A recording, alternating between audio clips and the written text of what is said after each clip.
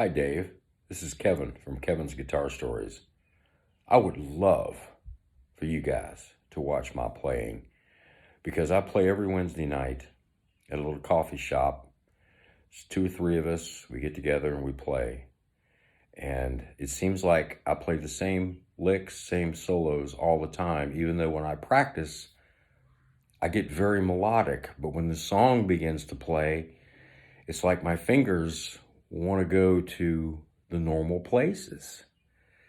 And I really need help with that. In the heat of battle, when I'm playing, I always revert back to the same things. But when I'm here in my studio, I can become very, very creative. I don't understand what happens. You put a crowd and it's like I go back to what I know and what I love. Anyway, hope you like this. I'd love to do it. I think it would be fun. Thanks, man. Have a good day. Bye. The concept is very simple. A guitar player gets to sit on the hot seat with a very specific issue relating to his guitar playing, and a panel of selected guitar instructors get to help that student get unstuck. And if you'd like to enjoy today's hot seat as a podcast, you can do that because we're starting a hot seat podcast. It's also available right below. I hope you enjoyed today's episode. Here's Kevin's hot seat. Kevin, you are our first person on the hot seat. I'm really thankful you're there. I'm a scared man. I'm a scared. And this is not a roast. This is more of a, we're all in it together. And the problem you raised, which people are going to get to see it because I'll inject that little video here later on. And then Nick and Steve got a chance to watch it. But could you explain to us again, even though we have the video, just a little bit of your background and then the problem you're facing today? Well, yeah, sure. First of all, I want to say, Steve, I've learned so much from you, my friend. So much from you. And David, recently I've started following you, but I've been following Steve for years. He's awesome. Yes, he is awesome. Anyway, well, thank you. I appreciate that, man. You're very welcome. You're an awesome player. But I started playing in 1968. And, cowboy chords, and I learned the minor pentatonics or the pentatonic scale in about 73 or 74 and started playing with albums like we do, Black Sabbath and Deep Purple and Led Zeppelin and all of that stuff. And I copied a lot of the solos, and then I thought, you know what? I don't want to copy somebody else's work. That's what they did. And I didn't get a whole lot of work in cover bands because I wouldn't play the solos note for note, because I just didn't think that was right. I wanted to inject my own thing into it. So I've developed licks, and now when I'm playing, when I do the live stream on Tuesday nights, which is tonight, come check it out, guys, 8 o'clock on Kevin's Guitar Stories. I'll be there. I hope you will be, man. It's going to be fun. Got a new song. Anyway, when I'm playing on the live stream, I'm here by myself. There's no people in front of me, and I find that I get very creative. I mean, I get so in the zone when the track is playing, and I become very melodic. You really won't hear me play the same thing over and over again in any particular track. But when I get in front of people, I play every Wednesday night at this little coffee house here in Washington, Indiana, called the Cherry Ghost. And there's never like tons of people. I think the most we've played for down there is maybe 25, 30 people. But you throw people in the mix, and I just revert back to what I always play. The same old,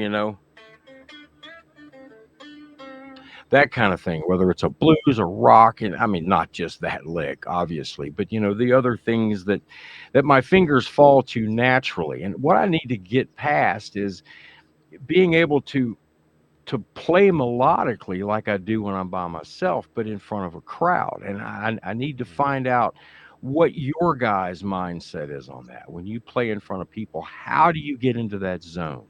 How do you find that flow state that I get into when I'm by myself and when I'm just practicing and playing with the track? That's what I need help with, is that. And it's a mindset. And I meditate. I practice meditation. This is my best meditation right here. Yeah. But yeah, I mean, thoughts? Yeah, Kevin, I think it's a common thing. I've heard this over and over, and I've experienced this over and over. I still do sometimes, but I do have some thoughts. But I think first, what we're going to do is we'll take a turn, the three of us, and ask questions if we have some to make sure that we can help you. Sure. So my first question, when you're playing at your gig on Wednesday nights, is it Wednesdays? Can't Yes. remember. Yeah. Are you using the same setup, sound-wise, amp and stuff like that? Well, I don't use an amp. I use a head rush. Okay. And it goes straight into the board through the PA system. Is And that I've what you're got, using at home? yes. Okay, so you're using the same tone. So Same tone's not a sounds. factor. Same Okay, cool. sounds. Yeah. And is it just you with backing tracks? When I'm on by myself, I'm playing with just a backing track. There's a few songs that I've written that I sing to, but I still noodle Okay. through those. But yeah, and then when the host of the thing plays, we have a few songs that we actually play together, and I'll play lead with him while he sings. Okay. And he just strums acoustic guitar. It's great. It's a lot of fun. But Okay. yeah. Cool. Okay, so I have some thoughts, but we're going to start with Nick. Do you want to go first? Sure, yeah. So just to reiterate, Kevin, what you're experiencing is totally normal. And I think the way that I overcame it was I realized if I tried to inject a long lick that I'd learned, let's say, for example, that I would always fall flat on my face, and I'd always be kind of scratching my head thinking, how does that lick go again? And it would all go out of the window. And as you say, you revert back to what you're most familiar with. And I think it's, like you say before, it's twofold. Part of it is psychological because we tend to clam up when there are people directly in front of us. So that, there's obviously techniques to overcome that. And one way I overcame that was through reading a book by Barry Green, and it's called The Inner Game of Music. And for me, that book was really, really important because same as you, I kind of found in front of people, I'd have all these ideas at home, and suddenly, for some reason, what I did live wasn't matching up to what I was capable of. So that book, it kind of gets behind the psychology of the mind and various techniques to overcome that. So that I would recommend that book for one. Another thing I wanted to ask you actually was these kind of licks, let's say, or are they licks that you're trying to introduce or certain passages? Just passages. Like when I'm playing along with the track, it's a blues track. I start here outside of A minor pentatonic, and I'm always landing on the root. And I've had people tell me, I mean, there are certain times when I will find another note, like the fifth, something like that I'll target and land on, depending on what chord we're on. I don't really chase chords, but I hear the track. I know when it's going to the 4. I know when it's going to the 5. But So you can they're just anticipate. licks like that thing, Yeah. So have you learned your arpeggios? Do you know where the chord tones are cold? I would say the A and the E, Yeah. those two, because I don't really play out of a lot of major keys, like the Got it. C arpeggio. I play out of B a lot, but I don't really. I Okay. mean, I know where all of the notes are, if that's what you Got mean. it.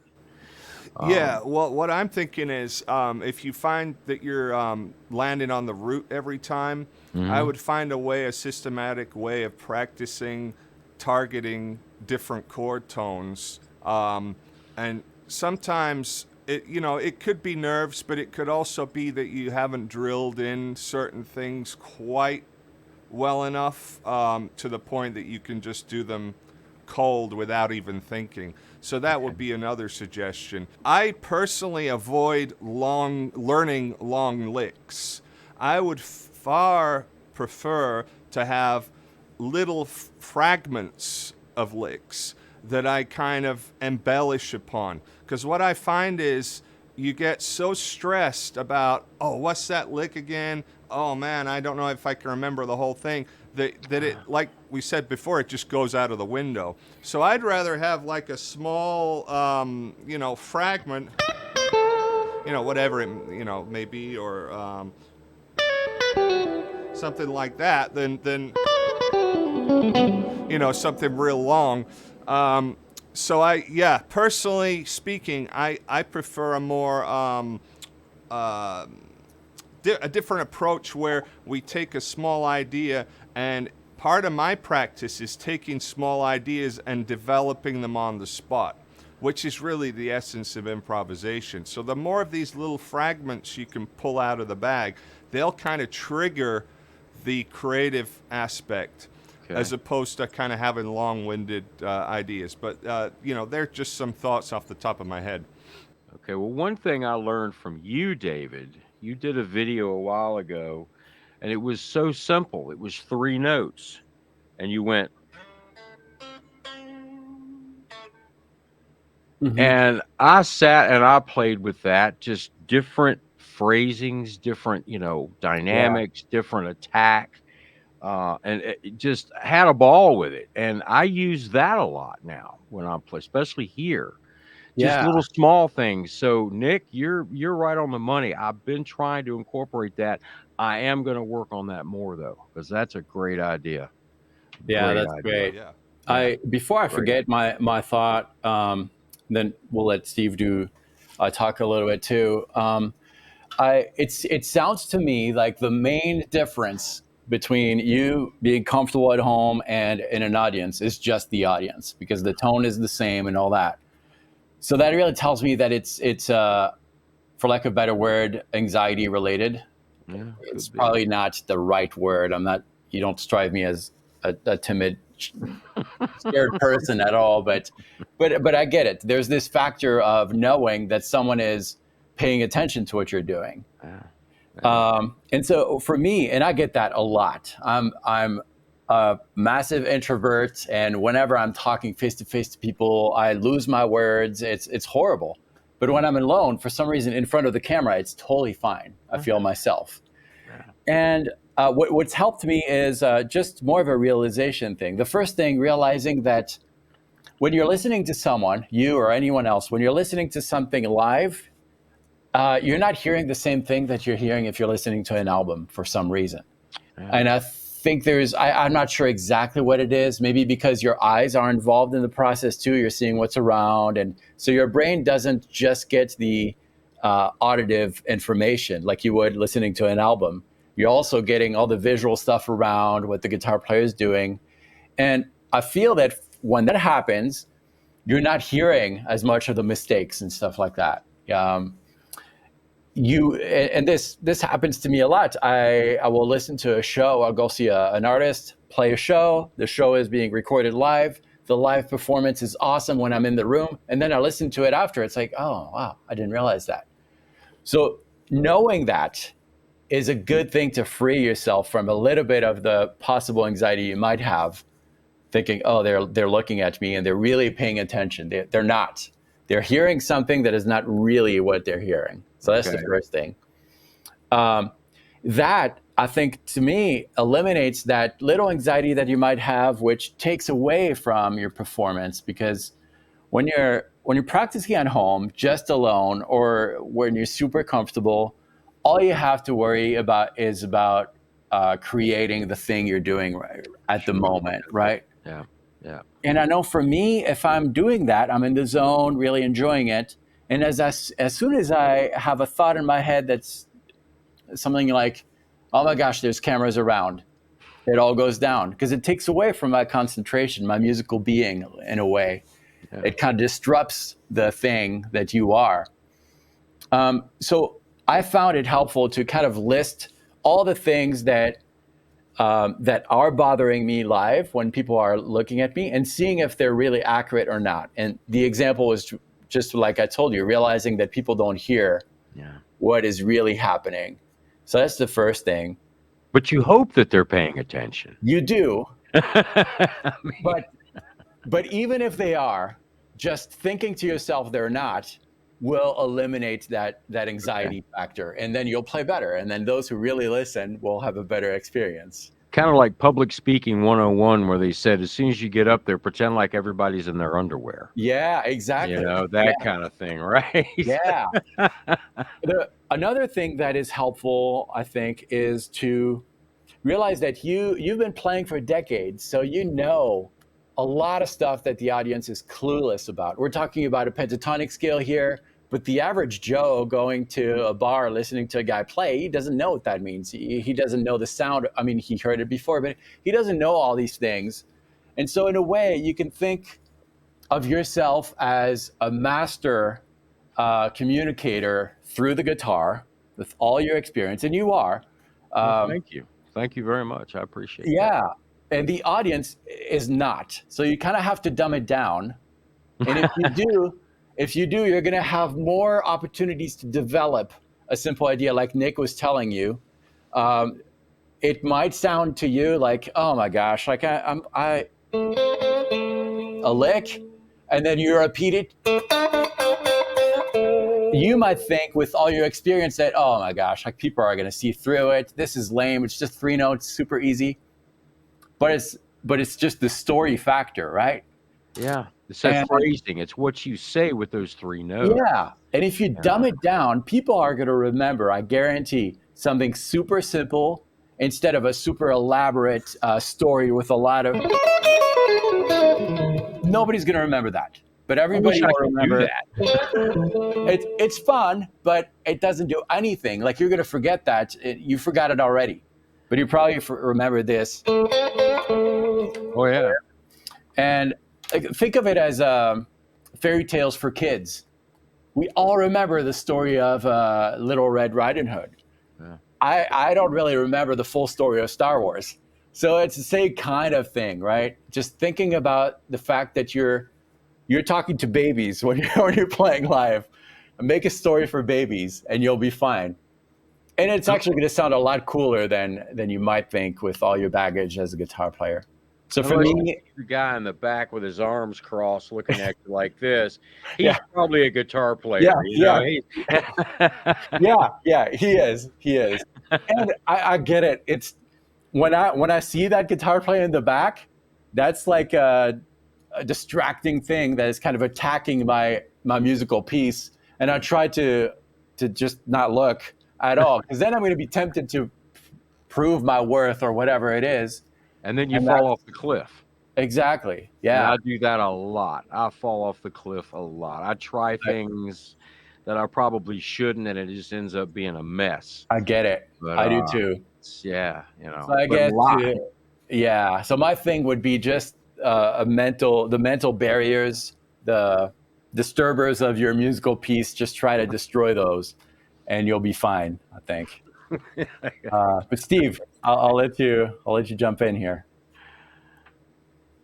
How you doing, Kevin? Man, I'm great. If I got any better, I couldn't stand it. How about that? Well, that's good. A couple things I'll say. I taught guitar lessons for many, many years on many different levels, and one of the big things that I would come across is when I would be jamming with a student, they would tense up. And then they would do something wrong. And in their mind, that thing that they just did, hitting a wrong note or bending a string and it's not quite in tune, in their mind, it's become this massive thing. And all they can do is think about it. Where out here in the real world, like David was just saying, time passes. And if you're a guitar teacher or a guitar player or something, you might notice that. If you're 99% of everybody else, you didn't even notice that it happened, but the person playing, these are exponential problems. So the one thing that I always try and tell students is that when you're at home by yourself and you're playing, you're as good as you'll ever be at that moment. Again, next week you can be better, or next month you can be better. You can do whatever you want. But the reality is, if you're a performer and you go out on stage and you play, that's who you really are, because that's all anybody sees, right?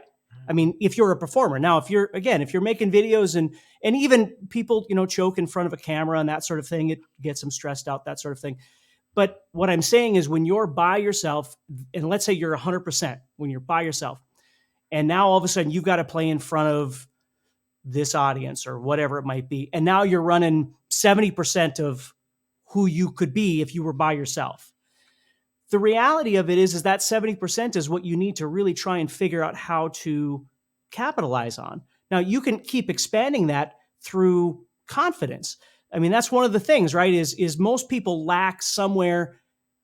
They lack confidence in their playing, in their performance, in their look, in their writing. I mean, whatever it might be, in their dialogue. There's something that they're worried about other people, and it takes a long time to get to the point to not giving a crap anymore. You know what I mean? It takes a long time to get there, but there's a beautiful feeling about being able to get there. Now, what I mean by this is, how do we develop that? So if you're at 70% when you're on stage, how do you make that 70% as good as it can possibly be? And maybe next week it'll be 75. It doesn't really matter what the number is. The point is, when you're on stage or when you're in front of people, how do you make that a good experience for both you and for the listener? And the trick for me is that you have to keep trying to develop confidence in yourself, in your playing. Now, there's a million ways that you could do that, from the very simple things that we were just talking about, that both Nick and David were talking about, where you may not learn a bunch of new things. You might just refine the things that you're doing to make them sound more musical, right? You make, I always call it dynamic variation or dynamic contrast. Like for me, the most important thing is it doesn't matter whether it's fast or slow or rock or blues or whatever. It's got to be engaging. It's got to bring energy and then bring energy back, right? I mean, it can't just be static. The entire solo or the entire thing that you're doing is exactly the same thing. It's like a band where you listen to every song and every song sounds exactly the same as the last song. Now, you might be a big fan, but most people will listen and go, it all sounds the same to me. So the thing to think about is, when you're jamming, are you trying to jam for, and this is huge, when you play songs, when you're in a band and you play songs and it comes to your solo, you have about 12 seconds to solo. Yeah. When you're jamming to a jam track for 5 friggin' minutes, I don't care if you're Steve Vai, you run out of crap to play after 5 minutes. Yeah. That's a long time to try and continually try and build new things for 5 minutes. It's challenging, that's for sure. That's an eternity. So the thing you have to understand is, it depends on what your approach is. If that's what you're doing, you got to cut yourself some slack, because this is my, nobody has to agree with me, but there's a lie about improvisation. And improvisation, the lie is that you're supposed to not know anything about the said music you're going to play over. You just got to jump in front of 10,000 people and the music starts playing and you have to do such a great job on the fly. That's what improvisation is. And that's not true. Like, improvisation is, in my mind, improvisation is, we don't know when things are going to pop out, but the things that we play, we've done a million times before. We've constructed these things. We just don't know in what order they're going to come out. It's not like we're going with a blank slate and now we're just going to get in front of people and hope to God that everything works out. So improvisation isn't really improvisation. It's more pseudo composition. You just don't know when it's going to come out. I always call it plotting points. Like, if you were jamming over something and you've come up with like 3 or 4 ideas or whatever it might be that you really like over this jam or this solo or whatever, and you kind of keep those. And then in between those, you thread stuff in between. Yeah. Maybe a lick, maybe an arpeggio, as Kevin said, maybe, who knows what it is. But you've got some confidence there built around it that you can always connect to, as opposed to just going, oh my God, I don't know what I'm supposed to be doing right now. Man, light bulb, big time. Yeah. I really, man, I like that a lot. That is impressive. Great teacher, my friend. I'm telling you. Yeah, and if the more you think about it that way, then what you can do is you can decide, okay, so what do you want to do to make this better, right? I always tell people that the most important thing is that you've been given a musical situation, whether it's a jam track, whether it's a band, whether it's songwriting, whatever it is. The more you understand about this situation to your in your bubble, in your world, when you listen to this song, what's the key? What scale options do you have? Right? What licks feel good to you? What tempo's it at? Is it an awkward groove for you? Like, what kind of things as you're listening to this? And then you start breaking down that improvisation element a little bit by knowing more about your situation, because then you can go, okay, I now know that before I was just thinking I had pentatonic. I never even realized I had the blues scale or whatever it might be. So that's an option now that I just thought of that I can utilize in this playing. And it does change keys about 2 minutes in or 30 seconds in or whatever. It changes keys or whatever it might be. Or there's a chord that's non-diatonic in here. There's something that doesn't fit in the key. And now I know that that chord is giving me problems, because every time I play over this, when I get to that chord, I don't know what to do. Now I know that when I get to that chord, I'm gonna try. And again, I don't want to get into all the that's all stuff you can study, but those are, at least you're going in to battle with ammo. You kind of know what you're going to do. And as Kevin and David said, you don't have to set yourself up for, well, I got to learn modes for the next 9 years. And I'm not saying that stuff is bad. It's all great. But if you think about the bubble I was talking about, and you live here and you exist in this bubble, if you could just find little things that right outside that bubble that would change the way you think or change the way you play, right? And Kevin was hitting on this. Like, if you play and you go, even David was, when you do, and then you think about,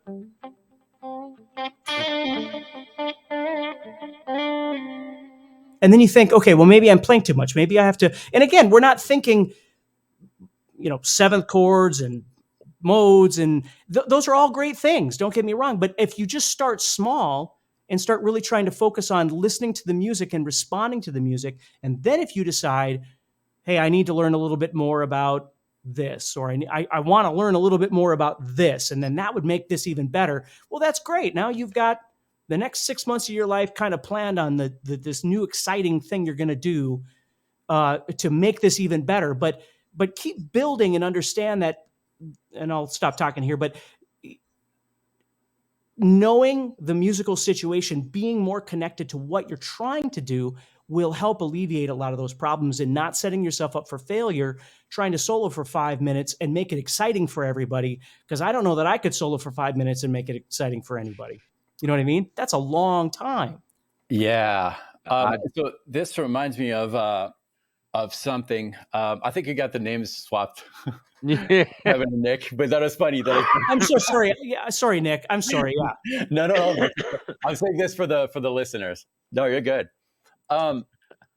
It's kind of what we're doing here, improv, in the way that you described it, Steve, where we came here, we kind of knew what we were going to talk about, but we didn't script anything. But we're coming with our baggage, which in this case is our vocabulary, our words, our knowledge of the topic. But we're really improving and going off of each other. So I heard you, Steve, talk about what you just talked about. That gave me an idea, so I'm injecting into that, which kind of brings. There's one thing I forgot to mention earlier when I was telling you about the mental barriers. It's kind of hard to explain, but I think if you think about it as you play, it will be helpful. When you're playing, you are actively making something. And when you're making something, creating something, I think it's hard to become just the listener, the receiver of that thing that is being made. Yeah. And for decades, I was just the maker. Whenever I played, I was the person making the music. And the listener, that was you guys. That was whoever was listening to the thing. And I found that once I started thinking about not just being the creator of the music, but being both the creator and the receiver, so it's like hearing what is going on, what I want to play, even hearing it before I play it, it became a lot more enjoyable, because I wasn't just like, all right, I'm going back to work, I got to play these licks. And I was also really enjoying what I was about to say musically on the guitar, what I was about to play. And I don't really have any I don't have any practical exercises to do that. But I found that just realizing that if you can kind of dissociate the those two areas of your mind and really engage both the listening and also playing, that it naturally translates into a better musical experience when you can do that, where you're not just the performer, you're also listening to it and enjoying even what you're about to play. So if I have a backing track going on, I'm listening to it. Let's see if hopefully the sound will work here. I'll put in a backing track real quick. I'll just do a simple blues thing. All right, let's say that we have something like this. Can you hear it? Mm-hmm. Okay. I'm not doing anything right now. I'm just getting into it, and that's okay, because the listener is also experiencing that, and he doesn't need me to play right away. As a matter of fact, if I do, then I'm kind of like taking away from the story that is starting to build from the backing track. The listener has no idea. So I'm just like, and trying to imagine things that I want to hear.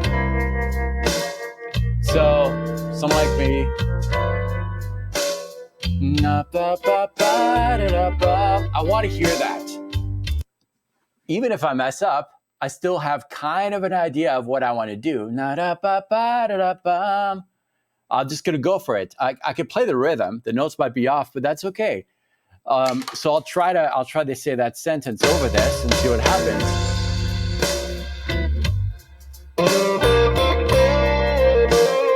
It wasn't the right pitches, but the idea was kind of similar, right? Oh, it's beautiful. Yeah. And then I stop, and then I become the listener. I let that idea resonate, sink in, and not only for me, but also for the audience. Because remember, the audience, they're babies. They don't know that. So I'm going to let it sink in, and then I'm going to repeat it because they didn't get it.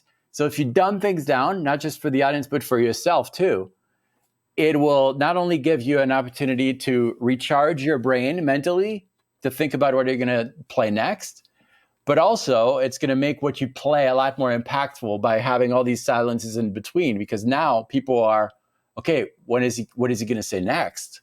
And it gives them a chance to kind of like digest what he just said. Yeah, he's right. One of the best things you can do is utilize space, for sure. I'm starting to learn that, and I learned that from a couple of your videos, David, and from a bunch of your videos, Steve. Nick, I haven't seen any of your tutorials. I did see you with David. Y'all were doing a series of videos, and he had a bunch of guys come in, and you were talking about your approach to the blues. But yeah, that the space is so important, and I can do that here. But when I get in front of people, it becomes a noodle fest. And but it's the same old noodle fest, and I don't know why. I mean, that's part of, I guess, what I was trying to explain is that and yeah, playing, because all I do is play over backing tracks at the Ghost and here at the live stream. I sing a few songs, that my voice will allow me to sing, but most of the time I sing through this, and it's, I'm constantly trying to write melodies, and yes, trying to fill up a 5-minute backing track is not easy. It's not fun. That's why I always shorten them to about 3.5 minutes, and then I'll, like on my live stream, and then I'll start shooting the bull, with the chat and what have you, and waste a little more time, and then I'll pull up another one and we'll go for it again. But yeah, the space is so important, and I've learned a lot here today. That what you were talking about, Steve, just the light bulb went off, and I'm trying that tonight. Awesome. And That's Nick, what you were talking about, the small little pieces, because when I start to ramble, I find that I'm trying to do more than I can really do, and I fall off the cliff. But if I took smaller chunks of that longer thing and tied it together in a different way, I'm going to try that for sure, because that was a great idea. I actually have one other idea too. What I used to practice is topping and tailing an idea. So let's say I have a lick something short or whatever, I'd practice different ways of getting into the lick and different ways of getting out of the lick. Okay, And right. I might have like 4 or 5 different ways of getting into and out of the lick, and that would be a part of my practice routine. Okay. So, right. Let's say you got a lick like that, you might go, that's one way of going in and out. So instead of just doing the lick, I might go into the lick and then out of the lick. Right. So topping and tailing is really, really cool, because then that exercises your own creativity as well. Yeah. So you're not only having a prepared lick, but you're also practicing creativity around that. And I think the more you do that, the more you get into the flow of improvising. And what Steve said was correct. Improvising is not making things out of thin air. It's kind of like I'm improvising now when I'm talking. I don't know exactly what I'm going to say, but you get into a certain flow, and you might have an idea of certain points you want to cover. And it's the same thing, same exact process with playing the guitar. But one thing also I wanted to make you feel a little better and say that one of the things as guitar players is that we beat ourselves up because we hear ourselves all the time. So we're so used to hearing ourselves, we get sick of it. And I've spoken to some of the best guitar players in the world, and I say, man, that was amazing. They're like, oh, man, I'm just doing the same old crap. I'm like, That's wow, good, I yeah. wish I had that same crap. Oh, man. So that's good. And then letting go of expectations takes off a lot of the pressure, too. If I pressurize myself before I go on and say, man, I got to play the best solo I've ever played, I will fall apart. So you have to kind of let go a little bit. And one point that I wanted to make is thinking is your enemy when you're on stage. Now, what I mean by that is like conscious thinking. If you consciously are like, okay, well, now I got to play this lick, and now I got to do this, again, you'll probably fall apart. Yeah. So you have to kind of learn to let go, and so it is partly psychological.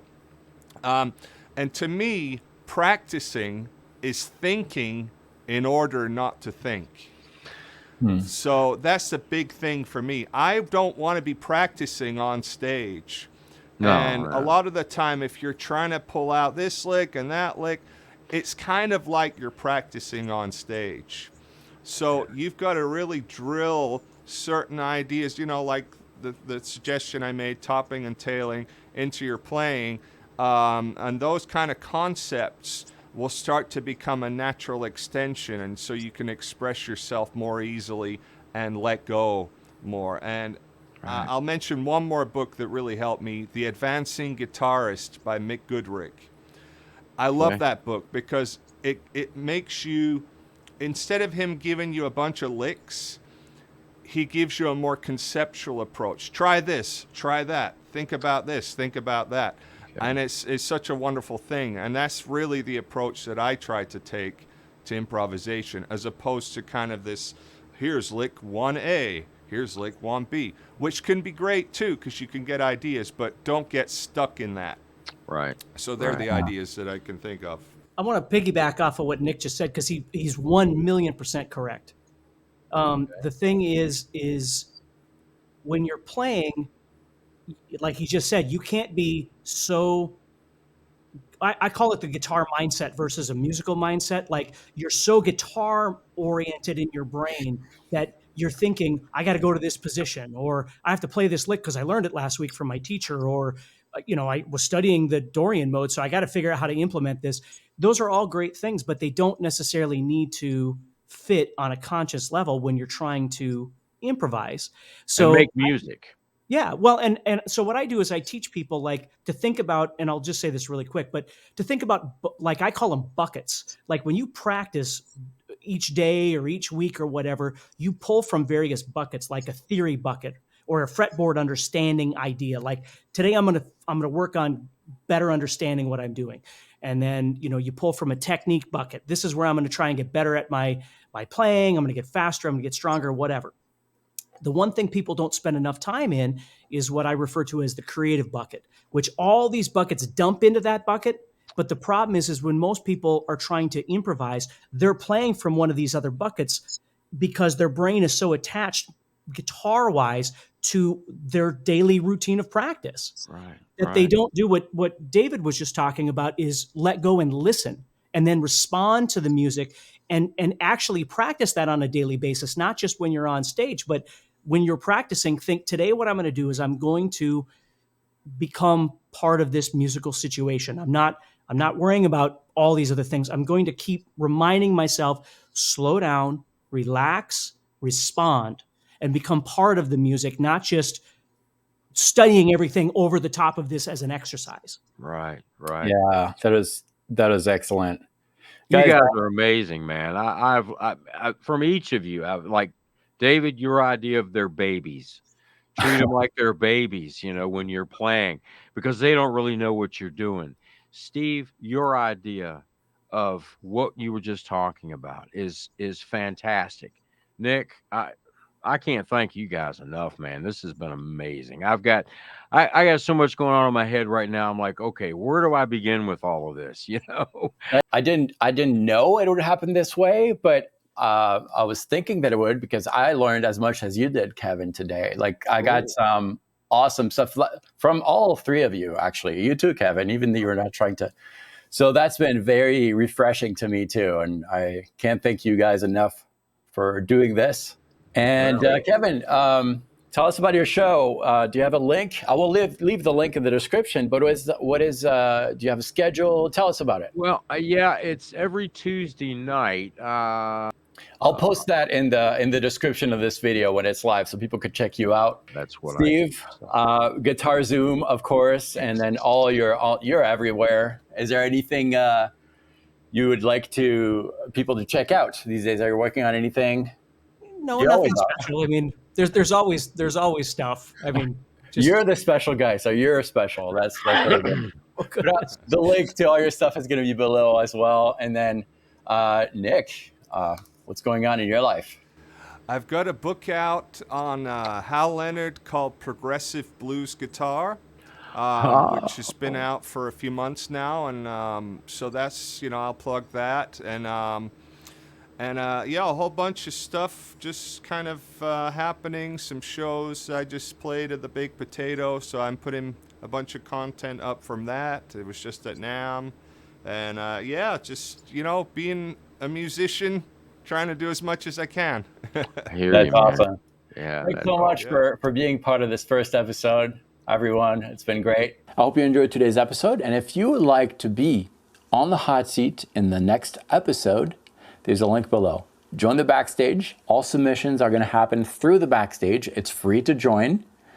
And I can't wait to help you on the hot seat.